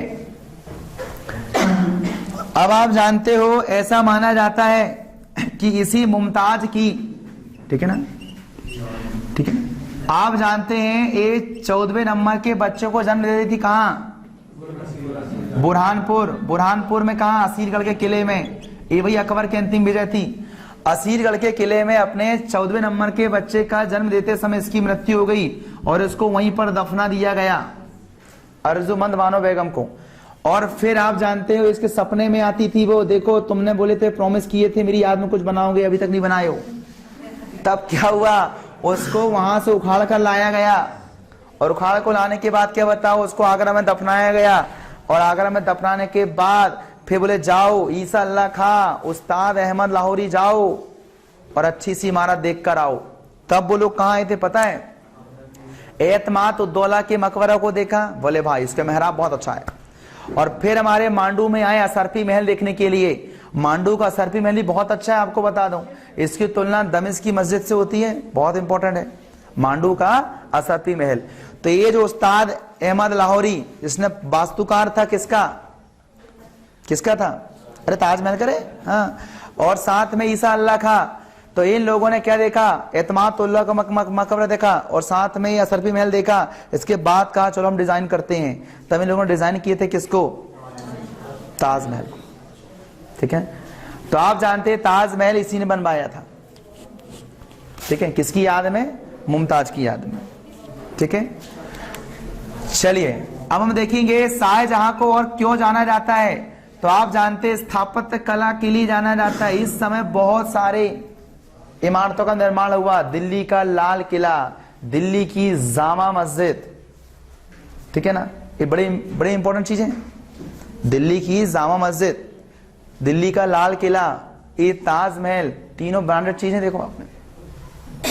ठीक है, फिर बाद में वो अंदर दीवाने हौज, दीवाने खास वाली चीजें हैं, ये मेन चीजें। तो स्थापत्य कला का क्या बताइए, इस समय के स्वर्णिम युग मानते हैं। तो शाहजहां के काल को स्थापत्य कला का स्वर्णिम युग मानते हैं। साथ ही साथ आप देखोगे शाहजहां में एक और अच्छी बात, इसको पता था यार कोहिनूर हीरा इधर किधर भागता रहता है, एक काम करो स्थायी कर दो इसको। तब इसने क्या कराया, एक व्यक्ति को बुलाया, उसका नाम था बेबादल खां। ठीक है, तो क्या हुआ, बेबादल खां को बुलाया कि एक काम कर, तुम रत्नों से जड़े तुम्हें एक सिंहासन बनाओ। तो फिर बनाया इसने मयूर सिंहासन। तो आप जानते हैं मयूर सिंहासन किसने बनवाया था? तो शाहजहां ने बनवाया था। उसके बाद जितने भी राजा आते मयूर सिंहासन में आकर बैठते। इसी मयूर सिंहासन में राजा की खोपड़ी के पीछे लगा होता था क्या? कोहिनूर हीरा, बहुत प्रसिद्ध था। और जितने भी मुगल सम्राट आते इसी मयूर सिंहासन में बैठते। लेकिन मोहम्मद शाह रंगीला, जानते हो, मोहम्मद शाह रंगीला के समय में नादिर शाह ने भारत पर आक्रमण कर दिया। ये वो नादिर शाह है, ईरान का नेपोलियन के नाम जाना जाता था। इस नादिर शाह ने आक्रमण कर दिया। आपका क्या, मोहम्मद शाह रंगीला भाग गया और इसने मयूर सिंहासन को भी उठाया। साथ में क्या बताइए, कोहिनूर हीरा भी चला ईरान। तो अंतिम मुगल सम्राट कौन था मयूर सिंहासन पर बैठने वाला? तो मोहम्मद शाह रंगीला था। ये भी ध्यान रखना, किसने बनवाया? तो शाहजहां ने बनवाया। अंतिम रूप से कौन बैठा? तो मोहम्मद शाह रंगीला बैठा। ठीक है ना। इस समय किसका युद्ध हुआ था 1539 में? नादिर शाह। ठीक है, चलिए, तो ये आपको थोड़ा पता होना चाहिए। बाकी शाहजहां के ज्यादा जानकारी नहीं होती है, मतलब पढ़ना तो बहुत है लेकिन एग्जाम में इतना ही आता है। फिर आप जानते हैं हमारे यहाँ पर 1658 में ही जब इसे लगा कि भैया ये पगला हो गया है, पगला गया पत्नी के लिए, तो किसको लगा? औरंगजेब को लगा। तो एक काम करो, इसको राजा पद से हटाओ और इसको बढ़िया कैद कर दो। तो आगरा के किले में क्या बताओ, इसको कैद कर दिया गया। और कैद हुआ लेकिन बताने के अनुसार नहीं, बोला पापा जी का स्वास्थ्य खराब है। तो इसकी बहन जो थी जहां आ रहा, उसको कहा देख अपने पापा जी तू ध्यान रख। तब जहां आ रहा क्या करती थी, वहां पर देख रेख करती थी। तो औरंगजेब ने क्या किया, इसको आगरा किले में कैद करवा दिया। अब यहीं से होने लगे क्या बताइए, उत्तराधिकारी का युद्ध। 4 बेटे थे, लड़ मरेंगे, सीधी सी बात है, राजा हम बनेंगे, राजा हम बनेंगे। इस प्रकार यहां पर 4 युद्ध होते हैं। पहला होता है, ध्यान रखना, धर्मत का युद्ध, सामूगढ़ का युद्ध, खजवा का युद्ध और देवराई का युद्ध। ये 4 युद्ध होते हैं जिन्हें हम देखे थे। तो इनको बोलते उत्तराधिकारी का युद्ध। क्या था पहले? धर्मत का युद्ध, ठीक है ना। फिर आप जानते सामूगढ़ का युद्ध, फिर आता खजवा का युद्ध और साथ में क्या आएगा? देवराई। आपको बता दो, इसका क्रम थोड़ा याद रख लेना, ठीक है। हाँ, शुरुआत में धर्मद वही आपका हुआ, दारा सिकोह और किसके बीच होगा? औरंगजेब के बीच होगा, ठीक है। कौन जीतेगा? औरंगजेब। फिर आपका मुराद बख्श और किसके बीच हुआ? औरंगजेब की हुआ, मुराद बख्श हार गया। सारे युद्ध में कौन जीता? अंतिम फाइनली इसका युद्ध क्या हुआ? देवराय का युद्ध हुआ, जिसमें अंतिम रूप से दारा सिकोह और कौन आया सामने? औरंगजेब आया। इस समय पूरा दारा सिकोह कंप्लीट फॉर्म में पराजित हो गया और ये भाग गया। अब ऐसा भागा, ऐसा माना जाता है कि जब ये भागा तब क्या हुआ, इसको सिख गुरु हर्राय ने क्या बताइए शरण दी थी। तब इसको आई गुस्सा, बोले हर्राय को बुला के लेके जाओ। ठीक है, क्या हुआ? हर्राय को बुलाकर आओ, छठवें गुरु को बुलाकर लाओ। तब हर्राय नहीं आया। उसने कहा बोले एक काम कर, मेरा बेटा तू जा। क्या कर रहा है औरंगजेब, क्या बात कर रहा है? उसका बेटा हरकिशन आया और कहा बोल क्या बोल रहे हैं, इतना खतरनाक आदमी था हरकिशन। तब बोले भाई तेरी वीरता तो बड़ी अच्छी है, तेरा बाप क्यों नहीं आया? बोले नहीं आता, टाइम नहीं है। बोले तू बता क्या बात कर रहा है, मेरे से बात कर। ठीक है ना, सातवें गुरु था कौन? हरकिशन, बाद में जाकर बना था वो। ठीक है, तो यहां पर आप जानते हैं इसके काल में देखो, अगर हम प्रॉपर बात करें तो किसके काल में कैसे गुरु कनेक्ट हुए, एक बार सुन लो। एक बार देखो, अकबर के समय में दो गुरु कनेक्ट होते हैं, रामदास और अमरदास। अमरदास और रामदास दो गुरु कनेक्ट होते हैं किसके समय में? अकबर के समय में। और जो उसके बाद जो पांचवा गुरु था, ठीक है ना, अर्जुन सिंह, वो किसके समकालीन थे? तो वो समकालीन थे किसके? जहांगीर के। क्यों? उन्हीं ने तो मरवाया था उसको। और फिर आप जानते हैं जो छठवें गुरु आते हैं उनमें आता हरगोविंद सिंह। तो हरगोविंद सिंह भी किसके समकालीन थे? तो आप जानते हैं हरगोविंद सिंह भी जहांगीर के समकालीन थे, क्योंकि उनके मरने के बाद तो वही बना था। इसलिए जब देखा हरगोविंद सिंह ने देखा कि यार ये तो बहुत गलत है, हमारे गुरुओं को मारा जा रहा है, तब उन्होंने क्या कहा था? उन्होंने कहा कि अपन भी सेना बनाते हैं, बोले अपन भी संगठित होते हैं। तब उन्होंने कहा था कि मुझे अब दान में मत देना कुछ भी सामान, मेरे को घोड़े देना और हथियार देना। और यहीं से उन्होंने कहा था तुम भी मांस खाओ बोले, और अच्छे बलशाली बनो बोले, तंदुरुस्त बनो, तब बाद अपन मुगलों को मारेंगे बोले। तब तो मांस खाने स्टार्ट करे थे सिखों, नहीं तो पहले मांस नहीं खाते थे। मतलब पांचवें गुरु तक सिख केवल एक धार्मिक रूप था, केवल धार्मिक था। लेकिन जब हत्या हुई, लाचार समझ के मार रहे हैं इनको, तो उन्होंने बोले लाओ लोहा उठाते, बोले अपन हथियार लेके आओ, बोले अपन भी लड़ेंगे बोले। तब हरगोविंद सिंह के समय क्या हो गया रूप आपका? राय रंगा वाला हो गया। फाइनली इसके बाद क्या हुआ? सातवें गुरु आपका हर्राय, वही वाला। आठवें हरकिशन। नौवें गुरु जो तेग बहादुर। देखो अब तीनों गुरु देखो, सातवां, आठवां, नौवां, तीनों को टाइम में देखेंगे हम लोग। हर्राय, हरकिशन और तेग बहादुर सिंह तीनों के समकालीन थे, औरंगजेब के समकालीन थे। ये नौवें गुरु तेग बहादुर सिंह की हत्या किसने की थी? औरंगजेब ने की थी। इसी औरंगजेब ने क्या हुआ था, तेग बहादुर को कहा दिल्ली के पास में उसका गला काट दिया था। इस्लाम धर्म स्वीकार न करने की वजह से जहां गला काटा था वहीं गुरुद्वारा बना, शीशगंज गुरुद्वारा। दिल्ली का सबसे गुरुद्वारा वही है, अभी भी है वो। तो आप जानते हैं शीशगंज का गुरुद्वारा वहीं पर है। तो गुरु तेग बहादुर सिंह की हत्या किसने की थी? तो औरंगजेब ने की थी। देखें, इतना आप तैयार कर लीजिएगा, ठीक है ना। अब फाइनली क्या होता है बताइए? औरंगजेब अब इसका राजा बनता है, ठीक है।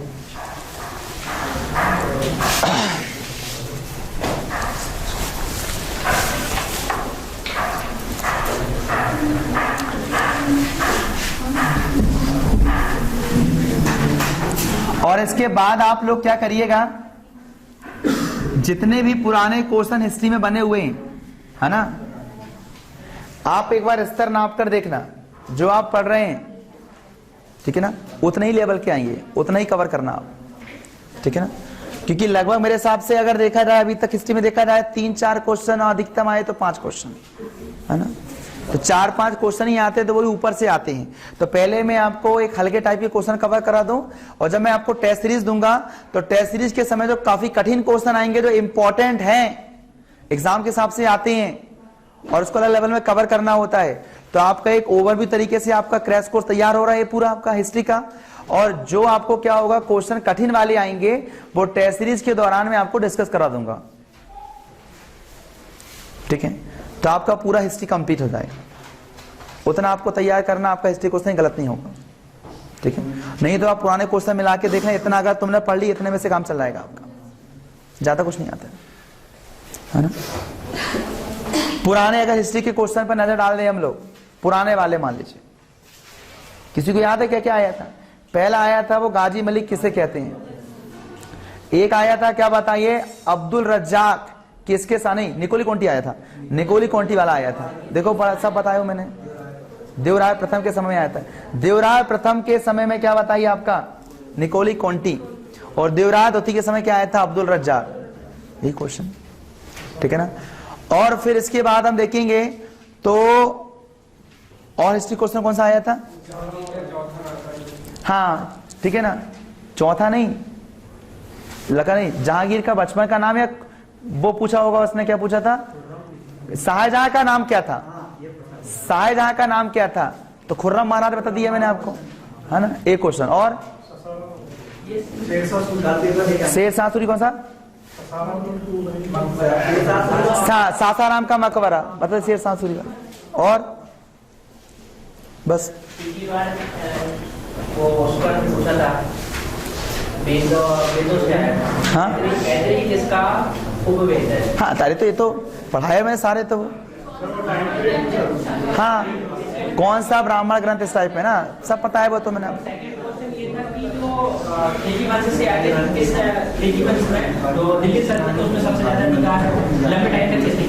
नहीं कम टाइम में खिल्जी वंश आएगा, शॉर्ट टर्म लगता अपने को सैयद है, लेकिन सैयद में भली राजा कम रहे हैं लेकिन लंबे समय राज्य करें, भली देखो इतना पावरफुल नहीं थे, सैयद वंश के राजा ज्यादा पावरफुल नहीं थे, सुनगुल लंबे समय तक रहे थे बोलो, ठीक है ना। लेकिन सबसे शॉर्ट पीरियड किसका होता है, खिलजी का होता है।